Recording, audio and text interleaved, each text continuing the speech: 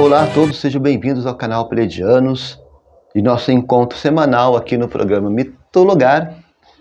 Nós estamos falando sobre mitologia africana e hoje nós vamos falar do mito de Ossan. Ossan. Assim como Oxóssi, Ossan é um orixá que tem a sua história ligada às matas e às florestas.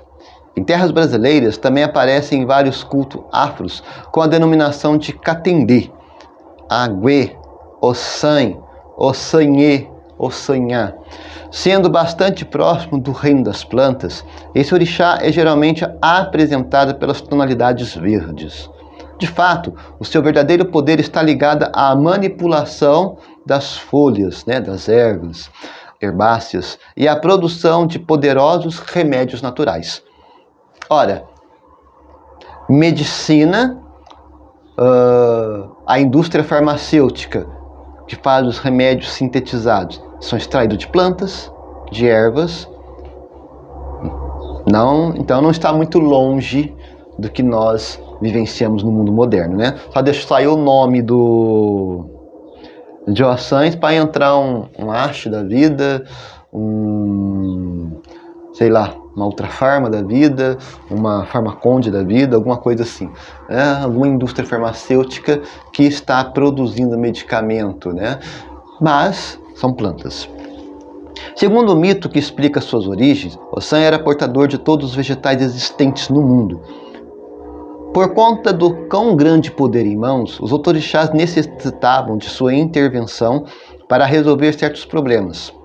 Isso só mudou no momento em que Ansan, a rainha dos ventos, provocou um forte tufão e dividiu o poder das várias plantas entre os orixás. Apesar disso, Ossan ainda manteve sua posição de detentor dos remédios e da medicina em geral. Ora, gente, quem conhece sobre as doenças e conhece sobre as curas tem poder. Hoje, a medicina está dividida em vários médicos de vários segmentos, de várias áreas, mas a medicina, ciência e medicina é aquela que detém o poder sobre a vida. Se ela não estuda, se ela não se debruça ao conhecimento das plantas e a eficiência dessas plantas sobre uma doença humana, nós vamos morrer. Olha aí, nós tivemos quase que um cataclisma global no mundo inteiro, não faz muito tempo, não vou falar o nome, mas nós sabemos qual é o cataclisma, ficamos aí praticamente quase 3 anos parados. Se não fosse a medicina ter debruçado e estudado, nós não estaríamos aqui hoje. Nós estaríamos saindo desse buraco que esse cataclismo nos colocou. É a medicina, o poder das plantas, de estudar as plantas e a eficiência dessas plantas na minha e na sua saúde.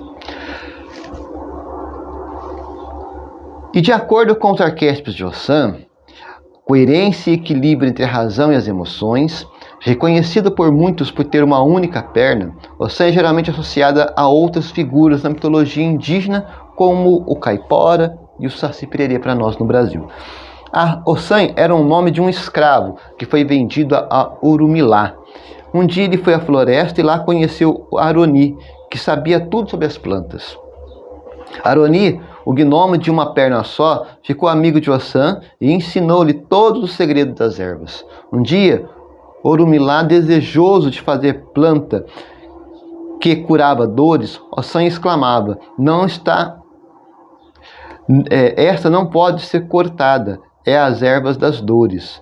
Diante de uma planta que curava hemorragias, dizia: esta estanca o sangue, não se deve ser cortada. Em frente a uma planta que curava febre, dizia: esta também não, porque refresca o corpo, e assim por diante. Orumilá, que era um babalaô muito procurado por doentes, interessou-se então pelo poder curativo das plantas e ordenou que Ossan ficasse junto dele nos momentos de consulta, que o ajudasse a curar os enfermos com seu uso de ervas miraculosas. E assim Ossan o ajudava, Orumilá, a receitar, e acabou sendo conhecido como o grande médico que é. Olha a palavra, médico. Ossan dá uma folha para cada orixá. Ossan, filho de Nanã e irmão de Oxumaré, Euá e Obaluauê, era o senhor das folhas, da ciência e das ervas, o orixá que conhece os segredos da cura e do mistério da vida. Todos os orixás recorriam ao Ossan para curar qualquer moléstia, qualquer mal do corpo. Todos dependiam de Ossan na luta contra a doença. Todos iam à sua casa oferecer seus sacrifícios. Em troca, Ossan lhe dava preparados mágicos, banhos, chás, infusões, pomadas, abôs, beberagens, entre outras coisas. Curava as dores, as feridas, os sangramentos, as disenterias, os inchaços, as fraturas, curava as febres, pestes, órgãos corrompidos, limpava a pele purulenta e o sangue pisado, livrava o corpo de todos os males. Ora, nós somos seres humanos. Como seres humanos, nós estamos sujeitos a toda e qualquer sorte de doenças e de problemas imagináveis e não imagináveis. Porque doença, ela se multiplica, ela se junta uma com a outra e gera uma outra nova. Então, por isso que eu falo, imagináveis e não imagináveis, porque a gente não sabe. O fato é que uma pessoa, como eu falei, que pode, meu queridinho, que pode salvar uma vida pelo seu conhecimento por plantas e ervas, é uma pessoa reverenciada. Tanto que, na Idade Média, isso é uma história triste a ser contada, mas as mulheres da Idade Média e os homens da Idade Média que se debruçavam ao estudo das plantas, das ervas, o poder curativo das plantas e das ervas, que nada mais é do que herbologia, que é o estudo medicinal das plantas, por muitas vezes acabaram em fogueiras por bruxaria. Porque a religião da época acreditava que se alguém se curava, era pela graça e benevolência do Deus Todo-Poderoso. Se morria, também era pela graça e benevolência de todo Deus Todo-Poderoso. Não existia o conhecimento humano que pudesse interferir neste grande cisma que é a vida e a morte, que pertence somente ao Deus Todo-Poderoso. A partir do momento que o advento da medicina começa a evoluir e as plantas ganham destaque por conta do conhecimento medicinal, muitas pessoas que morreram de maneira injusta, foram assassinados em nome de uma religiosidade cega, corruptiva e ignorante. E nós temos que lembrarmos disso todos os dias para não nos tornarmos hoje, no mundo moderno, os assassinos da intolerância. Os assassinos por brutalidade, os assassinos da estupidez, os assassinos da ignorância. Não podemos. Nós somos pessoas conscientes, coerentes, nós estudamos, nós lemos, nós temos conhecimento. Precisamos nos debruçar sobre essas verdades para que o passado não volte a se repetir. É igual o exemplo comum de você achar que durante a ditadura era uma maravilha. Não, a ditadura se assassinava, a ditadura eram assassinos. E não existe lugar numa sociedade para assassinos. Existe lugar na sociedade para assassinos? Um dia, Xangô, que era o deus da justiça, julgou que todos os orixás deveriam compartilhar o poder de Ossan, conhecendo o segredo das ervas e o dom da cura. Xangô sentenciou que Ossan dividisse suas folhas com os outros orixás. Mas Ossan negou-se a dividir suas folhas com os outros orixás. Xangô, então, ordenou a Yansan que soltasse o vento e trouxesse ao seu palácio todas as folhas das matas de Ossan para que fossem distribuídas aos orixás. Yansan fez o que Xangô determinara. Gerou um furacão que derrubou as folhas das plantas e as arrastou pelo ar em direção ao palácio de Xangô. Ossan percebeu o que estava acontecendo e gritou: Euê, Euaçuá. As folhas funcionam. Ossan ordenou que as folhas se voltassem às suas matas e as folhas obedeceram às ordens de Ossan. Quase todas as folhas que retornaram para Ossan, as que estavam em poder de Xangô, perderam axé, perderam o poder de cura, perderam a força, né? O orixá rei, que era um orixá justo, admitiu a vitória de Ossan, entendendo que o poder das folhas deveria ser exclusivo dele e que assim deveria permanecer através dos séculos. Ossan, contudo, deu uma folha para cada orixá, deu a Euê a cada um deles, cada folha com seus axés e seus efós, que são as cantigas e encantamentos sem as quais as folhas não funcionam. Ossan distribuiu as folhas orixás para que eles não mais o invejassem. Eles também podiam realizar proezas com as ervas, mas os segredos mais profundos ele guardou para si. Ossan não conta os seus segredos para ninguém. Ossan nem mesmo fala. Fala por ele o seu criado Aroni. Os orixás ficaram gratos a Ossan e sempre reverenciaram quando usam as suas folhas. Conhecimento é poder, meus queridos. Essa pequena narrativa das folhas mostra que conhecimento é poder. Quem sabe, quem conhece, quem entende, tem o poder. E como você sabe como as coisas funcionam e como você tem o poder, você pode manipular. Por que o ensino no nosso país é um ensino deficitário? É um ensino parcial, é um ensino que deixa a desejar. Porque quanto menos eu sei, mais eu sou obrigado a acreditar em alguém que penso eu que sabe mais do que a mim. Enquanto eu deveria buscar o conhecimento por vontade própria, eu dou àquela pessoa o ar da verdade. E quando essa pessoa sabe que a massa, a maioria das pessoas, agem dessa maneira, eu posso manipular a verdade a meu favor. Por isso que conhecimento é poder. Saber é poder. Se você não sabe, você não tem o poder nas mãos. O poder está na mão de quem conhece. Bom, Ifá foi consultado por Orumilá, que estava partindo a terra para o céu e que estava indo apanhar todas as folhas. Quando Orumilá chegou ao céu, Olodumare disse: eis que todas as folhas que queira pegar, o que fará com elas? Olha bem. Orumilá respondeu que iria usá-las. Disse que iria usá-las para o benefício dos seres humanos da terra. Todas as folhas que Orumilá estava pegando, Orumilá carregaria para a terra. Quando chegou à pedra que se encontra no meio do caminho entre o céu e a terra, ali Orumilá encontrou Ossan a caminho e perguntou a ele: aonde vais? Vou ao céu, disse ele, vou buscar as folhas e remédios. Orumilá disse: muito bem, já que está indo buscar folhas no céu, disse para benefício dos seres humanos da terra, disse: olhe todas essas folhas. Ossan pode apenas arrebatar todas as folhas. Ele poderia fazer remédios ou feitiços, e elas, porém, não conhecia seus nomes. Foi Orumilá quem deu nome a todas as folhas. Assim, Orumilá nomeou todas as folhas daquele dia em diante. Ele disse: você, Ossan, carrega todas as folhas para a terra. Volte, iremos para a terra juntos. Foi assim que Orumilá entregou todas as folhas para Ossan naquele dia. Foi ele quem ensinou a Ossan o nome das folhas apanhadas.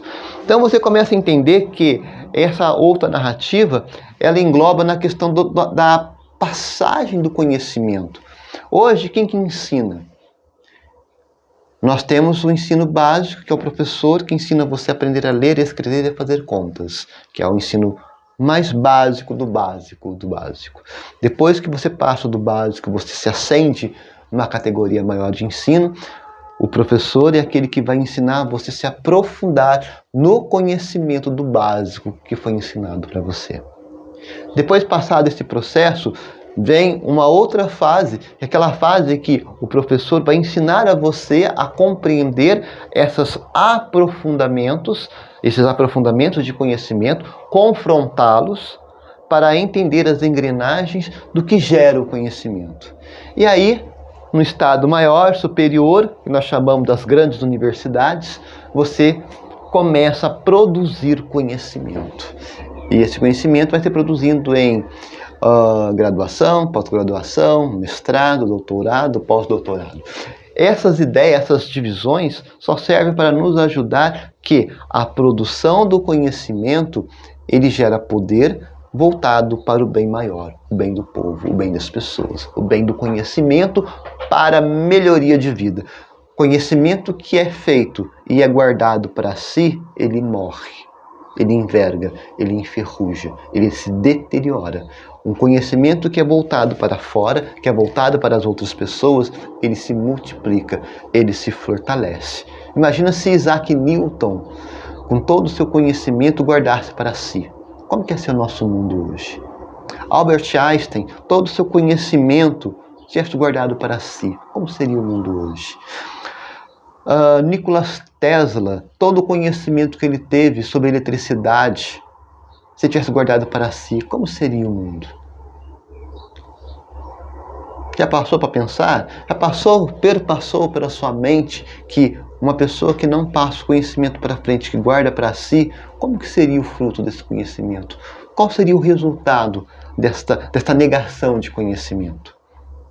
Como estaria você e eu hoje se um desses grandes pensadores, esses grandes cientistas, esses grandes ganhadores de prêmios Nobel, esses grandes premiados da ciência, seja qual for, tivessem guardado seu conhecimento para si? Como seria a sua vida, minha vida hoje, aqui e agora? Conhecimento é poder. Conhecimento é poder. Guardem isso, gente. Guardem isso na cabeça de vocês. Partindo agora para as linhas psicológicas do mito, né? O mito de Ossan vem através da conexão com a natureza.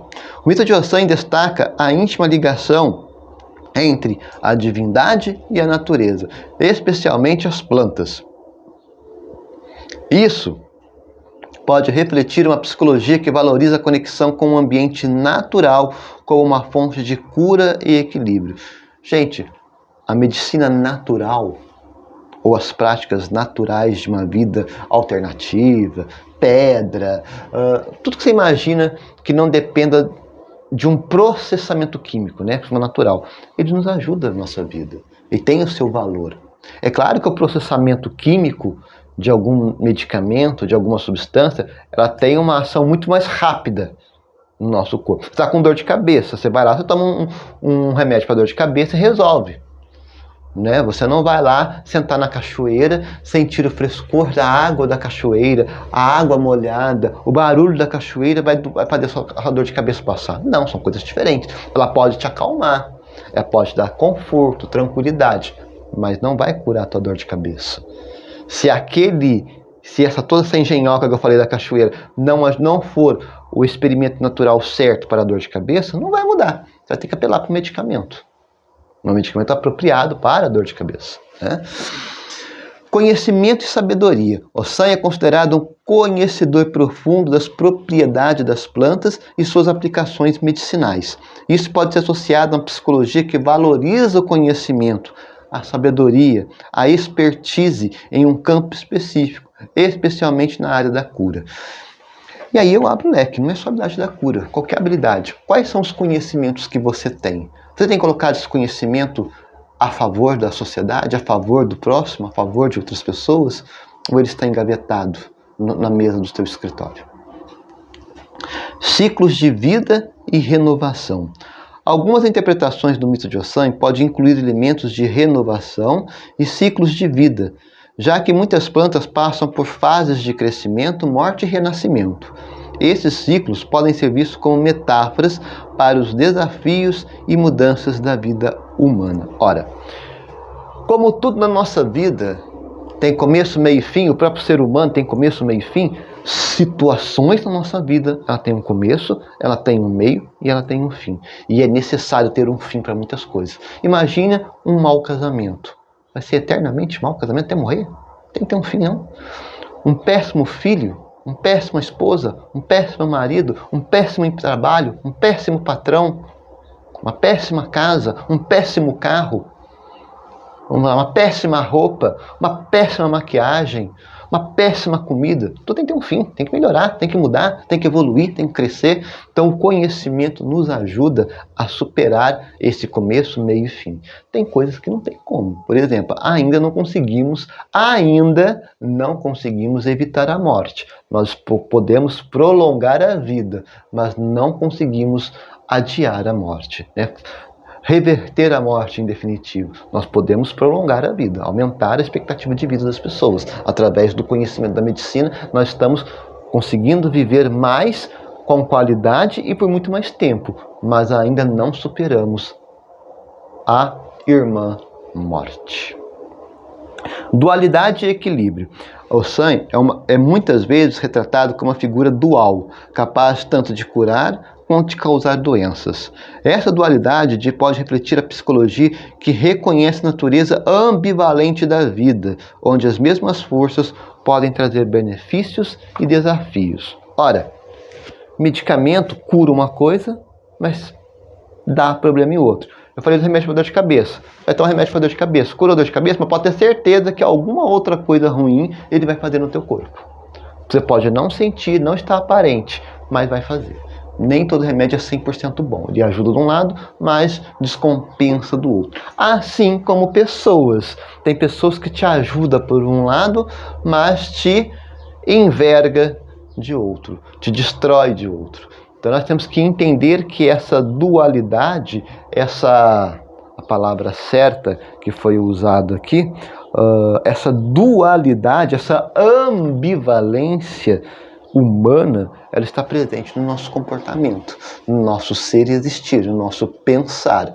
Então nós precisamos, dentro desse sentir, agir e pensar, ser cautelosos, sermos espertos, para não cairmos em ciladas, né? Como diz lá o seriado lá do caminhoneiro lá, né? O Bino, né? Cilada, Bino, é cilada. Não caímos em cilada, não caímos em armadilhas. Não, às vezes nós armamos armadilha para nós mesmos diante das nossas incapacidades de enxergar além, de ver além, por conta de N fatores, de N situações que provocam em nossa vida cegueiras momentâneas, surdez momentânea, falta de processamento mental momentâneo. E quando isso acontece, certamente nós nos ferramos, nós entramos pelo cano, né? Nós dançamos de uma maneira não muito agradável, vamos assim dizer. Mas por quê? Porque nós, como pessoas, como ser pensante, nós temos dificuldades, muitas das vezes, de aceitar o novo, de aceitar o diferente, de admitir que eu não sei, que eu não tenho conhecimento e eu preciso aprender. E aprender é custoso, porque aprender revoga em você pegar material, estar estudando, comparar, olhar, ver se é isso mesmo, se não é, pesquisar, experimentar, comprovar. Portanto, é trabalhoso. E como tudo é trabalhoso, nós muitas vezes relegamos a preguiça, relegamos a outras pessoas fazerem o que nós deveríamos fazer. Eu costumo dizer que é igual cozinhar. Cozinhar, vamos fazer arroz. Arroz é o quê? 2 xícaras de arroz, 4 xícaras de água, sal, tempera a gosto, liga o fogo, bota lá, a água secou, o arroz está pronto. Na teoria é isso. Agora, quem cozinha vai dizer para mim, não, Marcelo, não é bem assim não. Não é bem assim não, isso aí é o genericão. Existe uma série de nuances aí. Se colocar sal demais, fica salgado. Se colocar sal de menos, fica uma coisa sem graça. Se o arroz não for de boa qualidade, pode ficar duro. Ou pode ficar mole demais. Se botar água demais, vai empapar. Então, olha bem a ciência que está em fazer um arroz. Por que existe toda essa variante? Existe essa variante porque existe um conhecimento por detrás de preparo daquele alimento. Existe um conhecimento na construção de um celular, existe conhecimento na construção de um notebook, de uma televisão, existe conhecimento na escrita de um livro. Existe conhecimento dentro de uma postura religiosa, dentro de uma postura ética, dentro de um existe um conhecimento dentro de um compromisso humano com outras pessoas. Tudo exige conhecimento. Sem conhecimento, sem saber para onde vai, aonde se quer chegar, qual resultado se quer alcançar, nós ficamos batendo cabeça. Corremos o risco de andar e não sair do lugar. Aí é jogar energia fora, é jogar vitalidade fora, é jogar tempo fora, porque não há conhecimento, não há nada que se aproveite, não há nada que se frutifique, porque não foi pensado, não foi analisado, não foi questionado. Ritualidade e sacralidade. As práticas associadas ao sangue muitas das vezes envolvem rituais e cerimônias sagradas. Isso pode indicar uma psicologia que valoriza a sacralidade e a espiritualidade e a busca por significado através de rituais e práticas religiosas. Ora, indo muito além da cultura afro-brasileira, qualquer linha religiosa, qualquer credo religioso, ele sempre vai estar na busca do significado através da prática religiosa. Por que você reza? Por que você segue doutrinas? Por que você acredita na Bíblia? Por que você acredita no Alcorão? Por que você acredita na Torá? Por que você acredita nos mandamentos e ensinamentos de Buda? Por que você acredita nos pensamentos de Confúcio? Por que você acredita nas doutrinas zoroástricas? Olha, estou indo lá no Reino Antigo, lá na Babilônia. Por que você acredita nessas coisas? Porque essas nuances, essas espiritualidades, elas nos ajudam a entender e dar significado no ser existir como pessoa. E nos ajuda a viver, nos ajuda a progredir, nos ajuda a caminhar, a viver, a acordar todos os dias. Dar significado ao respirar, ao estar vivo.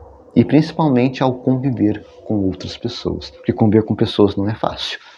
E eu falo, quem me vê aqui conversando, dando risada, falando coisa séria, falando bobeira, nossa, Marcelo, você é uma pessoa muito boa, né? Ama gato, tem uma associação, cuida dos gatos com amor, com carinho, tem uma paixão enorme pelos gatos, eu tenho uma paixão enorme pelos meus filhos.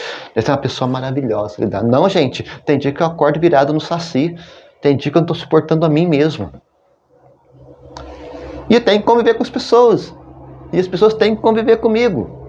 Então, as práticas ritualísticas, sociais, religiosas nos ajudam a conviver, a viver.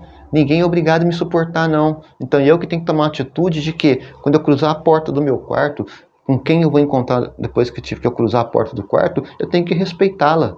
Não é porque eu estou virado no saci, né, ou como diz a linguagem vulgar aqui na minha cidade, não é porque eu estou virado no giraia que as pessoas têm que me aturar, não.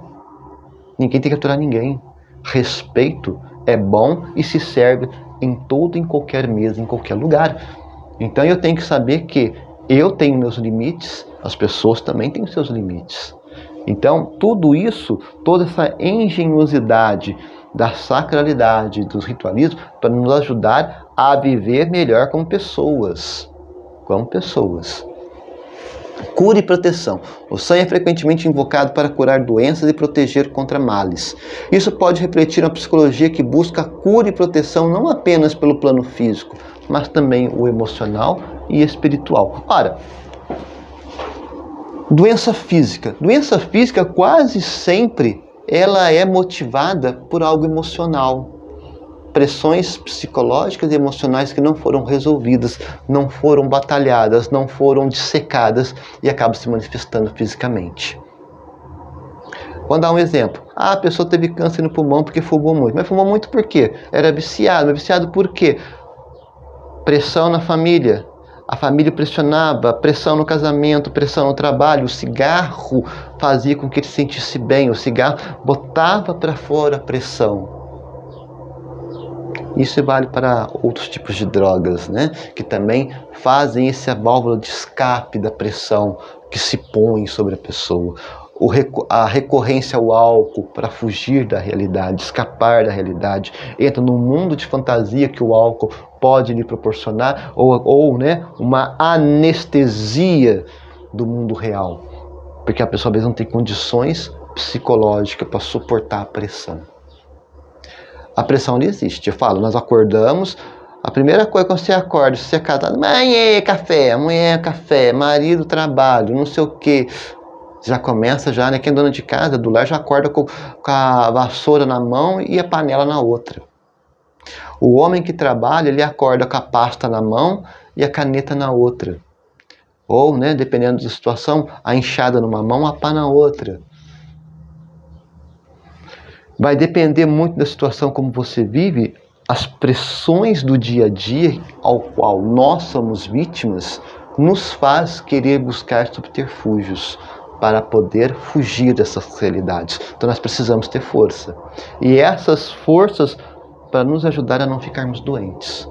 Conhecer, entender. Conhecimento é poder. Conhecimento nos ajuda a entender as engrenagens da vida e como superá-las, como ludibriá-las, como trapaceá-las quando for necessário, para que nós não sejamos vítimas, não sejamos massacrados pelas contingências e acontecimentos da vida, da sociedade em que nós vivemos. Senão nós ficamos doentes. Se nós estamos doentes é porque, infelizmente, nós não estamos aprendendo as engrenagens da vida, nós não estamos conhecendo nada, nós não estamos nos aprofundando em nada e nós estamos sendo levados pela correnteza. E a correnteza leva e ela destrói. Destrói. Tudo que a correnteza passa, ela destrói. É igual você ver uma tempestade. Por onde uma tempestade passa, nada fica de pé. Para ficar de pé diante de uma tempestade, a pessoa viu a tempestade, estudou como a tempestade se manifesta e ele criou um sistema, estruturas dentro de um sistema que vai enfrentar a tempestade, ela vai passar e ela vai continuar no lugar. A estrutura não vai sair, ela não vai ser destruída, porque ele entendeu como a tempestade funciona. Aí eu pergunto, a maior tempestade é eu e você. Você se conhece? Você já se instrumentalizou para poder defender-se de você mesmo em primeiro lugar, para depois se defender das tempestades de fora de você, de fora da sua casa, de fora, dentro do seu trabalho, dentro das pessoas que convivem no seu trabalho, dentro das pessoas que convivem dentro da tua casa, dentro das pessoas que convivem no que você chama família, porque a família é um laço, né? Não é só você, esposa e filhos. Irmãos, primos, tias, tios, avós, e aí vai, né?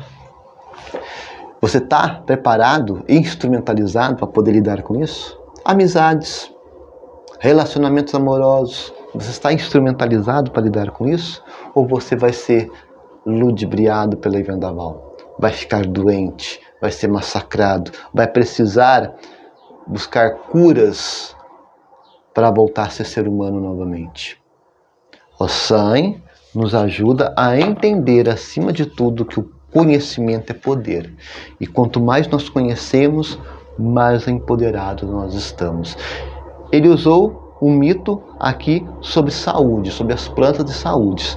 Mas isso vale para tudo. Vale para tudo. Tudo que você imaginar nessa vida, se existe, alguém se debruçou e estudou para que aquilo viesse a existir. Se a pessoa sentou e debruçou para aquilo viesse a existir, então existe o contraponto disso. Existe o caminho inverso. Qual é o caminho inverso? É entender como funciona para destruir. Eu entendo para construir, mas eu também entendo para destruir. Então o que acontece? Esse conhecimento das duas vias é necessário porque se eu vivo com uma pessoa destrutiva e ela pode me destruir, eu preciso conhecer para me defender da destrutividade dessa pessoa. Do sistema, da empresa onde eu trabalho, da rua onde eu moro, do sistema social onde eu estou. Eu tenho que conhecer para combater, para que eu não me torne vítima, para que eu não adoeça e não venha morrer. O San deixa bem claro, conhecimento é poder. Bem, meus amigos, hoje o sonho foi um pouco rápido, porque ele é muito objetivo, não tem muito floreio sobre o sonho. Eu espero que vocês tenham gostado, assim como eu, sobre conhecimento, o poder que o conhecimento traz. Um forte abraço a todos, um bom final de semana e nos encontraremos na próxima semana aqui no canal Pleiadianos, no programa Mitologar. Um forte abraço a todos.